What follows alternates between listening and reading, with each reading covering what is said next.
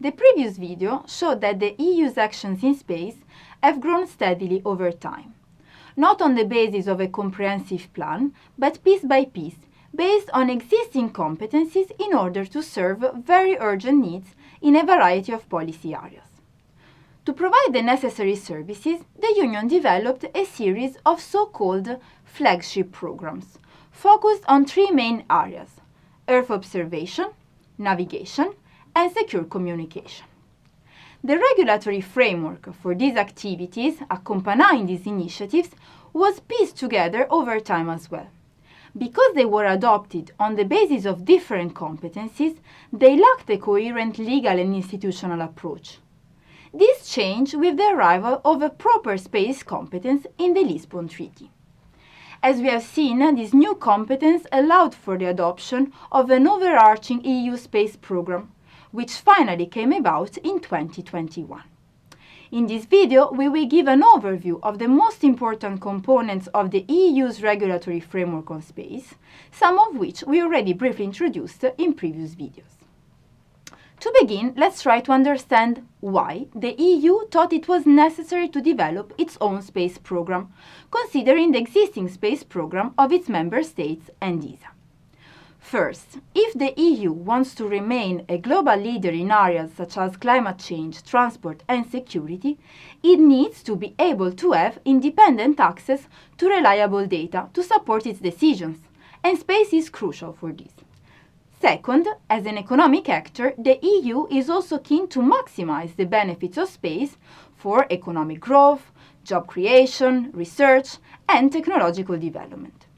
Third, space is a crucial tool to enhance safety and security of the Union and its member states. If the EU wants to have some autonomy in this respect, it needs to have its own space program. Fourth, a proper space program will give the EU the necessary tools to increase the safety, security and sustainability of its own assets in space. Finally, launching space initiative under its own name will also give the EU increased visibility on the international stage. This will in turn allow the Union to promote its values through space diplomacy and contribute to global efforts such as sustainable development. So, it turns out that there are a lot of good reasons for the EU to pursue a Union space program. How exactly did it realize these objectives? Currently, the EU space program consists of 5 main flagship programs, some of which, as we noted, go back to the late 90s. The first ones to be developed were Galileo and EGNOS, 2 navigation services aimed to increase the independence of the EU and of course of its member states from the US GPS systems in this area. EGNOS is shorthand for the European Geostationary Navigation Overlay Service. Rather than providing an entirely new navigation system, EGNOS is a satellite-based augmentation system. It uses transponders on 3 geostationary satellites and a network of 40 ground stations to improve the accuracy of existing satellite navigation signals in Europe, such as GPS and Galileo.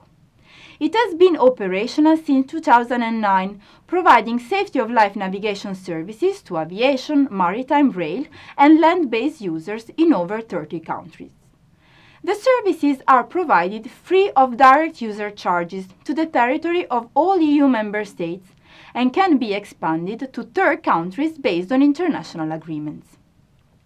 EGNOS paved the way for Galileo, the ambitious global satellite navigation and positioning system with vastly improved accuracy and reliability compared to other GNSS systems. The first 2 operational satellites for Galileo were launched in October 2011, and the network will ultimately expand to 30 satellites. Although it is not yet completed, Galileo has been operational since December 2016. That month, it started offering 3 main types of services to public authorities, businesses and citizens in a wide variety of sectors. First, a free open service for positioning, navigation and timing used by the mass market. Second, a public regulated service only accessible to authorized users of EU member states This is a fully secure and encrypted service that is used mainly by defense, civil protection services, custom officers, and police. The third service is a search and rescue service, which helps to locate beacons and rescue people in distress in every kind of environment. Of course, space is about more than navigation. Earth observation in this regard is an invaluable tool to achieve many of the objectives of the EU Space Programme as well. As we have seen in a previous video, Copernicus, formerly known as GMS, or Global Monitoring for Environment and Security, is the EU's Earth observation program. It builds on various constellations of satellites, making millions of daily observations, currently producing about 12 terabytes of data per day. These data are then translated into a wealth of reliable, independent information that can support decisions of policymakers, public authorities, and international organizations. Those users can rely on Copernicus to adopt, for example, environmental legislation or to take critical decisions in the event of an emergency, such as natural disasters or a humanitarian crisis. For this purpose, the European Commission has funded processing tools and 5 cloud-based platforms that provide centralized access to Copernicus data and information. The remaining objectives of the EU Space Programme are pursued through 2 separate initiatives. The first is GOVSATCOM, a satellite communication service under civil and governmental control that focuses on providing secure and reliable communication services to the EU and its member states. It's mainly used by public authorities managing security-critical missions and infrastructures. The second one is SSA, or Space Situational Awareness. It covers 3 separate parts, focusing on tracking space objects, monitoring space weather, and near-Earth objects. While all of these flagship programs serve different needs, they ultimately aim to achieve the same objectives. As a result, they require a comprehensive legal framework. This framework was finally provided by the 2021 regulation of the European Parliament and the Council, establishing the Union Space Programme. For the first time in the history of the EU, this regulation provides a comprehensive legal footing for the existing flagship programs of the EU.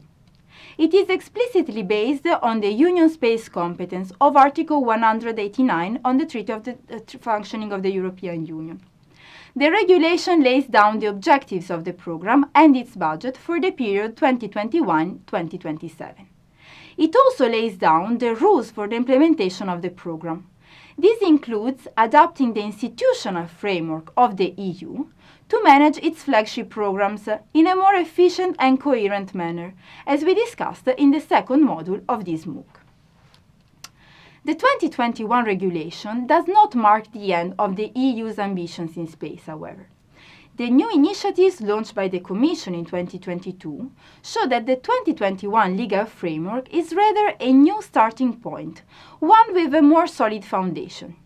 New phases of existing flagship programs, such as Copernicus, are being developed as we speak, while additional programs were already proposed by the Commission in 2022 to complement the GOVSATCOM and SSA components. These new initiatives are IRIS², an EU space-based secure connectivity system, and the proposal for space traffic management coupled with space domain awareness. These new initiatives will be discussed together with GOVSATCOM and SSA in more detail in the 4th module of this MOOC, when we talk about security, defense, and sustainability